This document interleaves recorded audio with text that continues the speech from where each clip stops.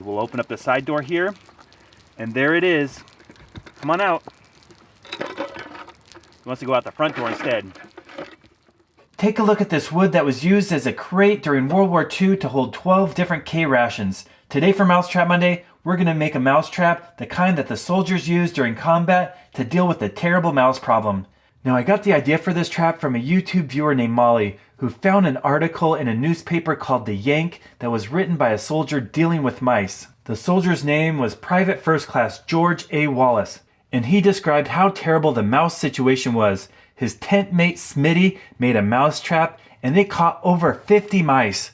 And you can make this trap from any scraps you had around, especially ration boxes. So I'm going to study these plans to make this style of mousetrap. The soldier in the article purposely did not include dimensions. He says you can adjust it to whatever size material you have and whatever size mice you're dealing with. I only have one original piece of wood from a ration box, so I'll make this the side of the trap. I'll go and get some scrap to cut the top, front, and back, and also get some wire and metal to make the trigger. So let's go to the workshop and start making our trap.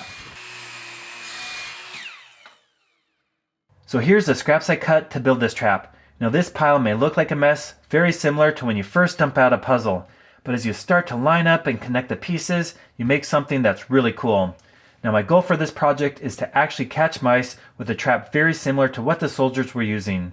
I am going to modify it slightly, I'll show you that later, but first we're going to start to nail the wood together and install the trigger system.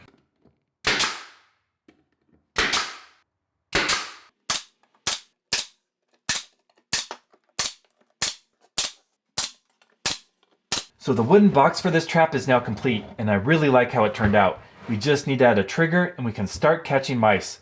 You'll notice the front here is smaller. That's a feature that was added by the soldiers because at first it didn't have it, and when they'd slide open the door, the mice would run out and escape. This way you can put a sleeve of a shirt over it. When you open the door, the mice go in the sleeve and you can kill them.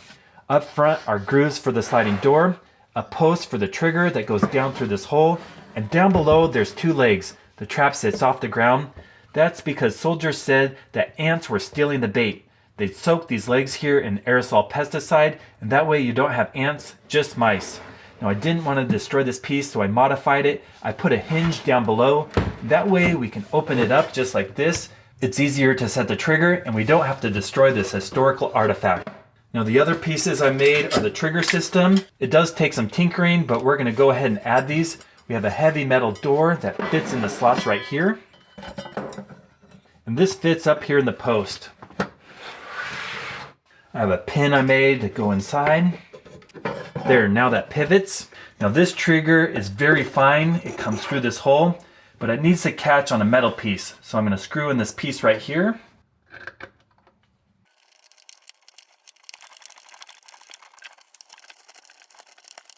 That metal plate will give the groove on the trigger something to catch on.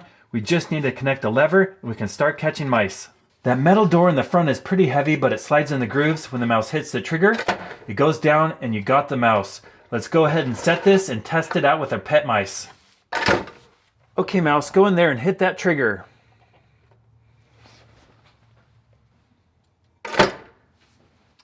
I think we'll catch a bunch of mice with this trap. Let's go set up the motion cameras and see what happens.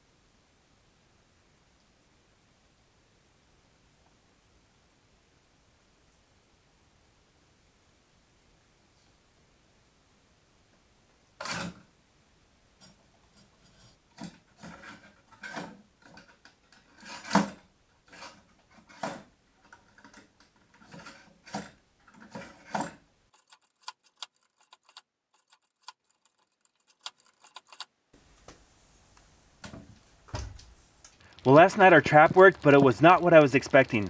I thought we'd catch a mouse, but instead we got a large rat.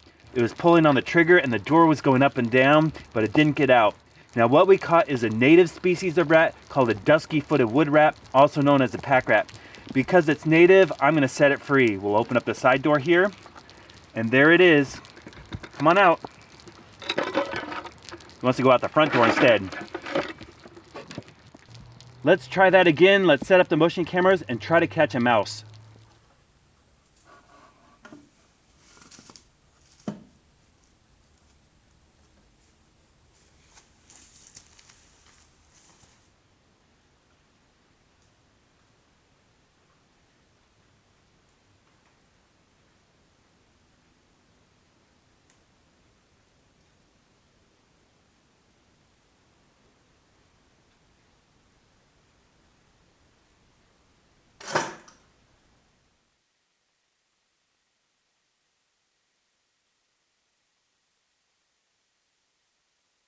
Well, no rats showed up last night, but there was a mouse, and pretty much instantly, when it went in there and hit that trigger, the door closed. So we do have a mouse in here. This trap is so sensitive with that trigger, and it works well. I can see why the soldiers caught over 50 mice with it.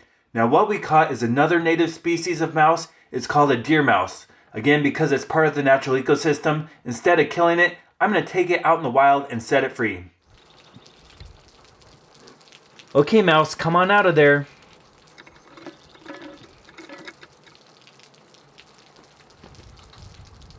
Well, this was a very fun project to build, and in my opinion, a huge success.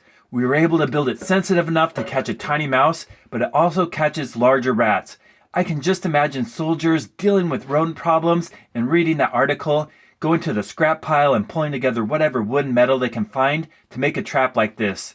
I really enjoy building traps, so thank you so much to Molly for sending me the article to give us a glimpse into what it was like in World War II.